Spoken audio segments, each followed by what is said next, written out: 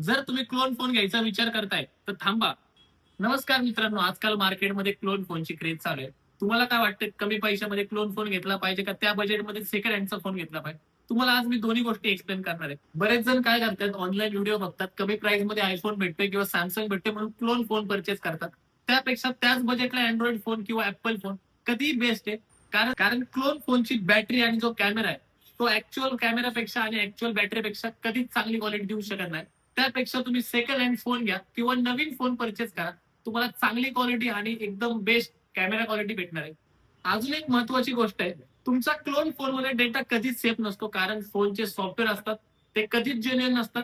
तर तुम्ही काय करायचं, ओळखायचं असेल तर भरपूर गोष्टींचा तुम्हाला विचार केला पाहिजे. त्यामध्ये काय, तुम्हाला पहिली गोष्ट कॅमेरा क्लॅरिटी. कॅमेरा क्लॅरिटी मध्ये तुम्हाला समजून जातं की हा फोन क्लोन आहे का ओरिजिनल आहे. दुसरी गोष्ट, त्यामध्ये तुम्ही आयएमआय नंबर चेक करून गुगलला तो चेक करू शकता.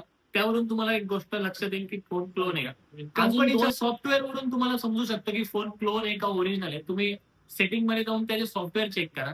अजून त्याची बिल्ड क्वालिटी तुम्ही एकदा हातात घेऊन फोन नीट हाताळा. त्यामुळे तुम्हाला ब्रँडचे लोगो, कंपनीचा लोगो याच्यावरून तुम्हाला समजेल फोन क्लोन आहे का ओरिजिनल आहे.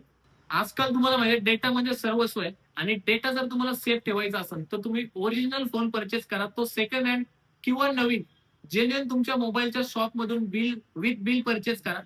जर तुम्हाला अशाच गोष्टींची माहिती पाहिजे असेल किंवा तुमच्या कोणत्या मित्रांनी जर क्लोन फोन परचेस केला असेल तर त्याला एक व्हिडिओ शेअर करा आणि जास्तीत जास्त आपल्या चॅनलला सबस्क्राईब करा.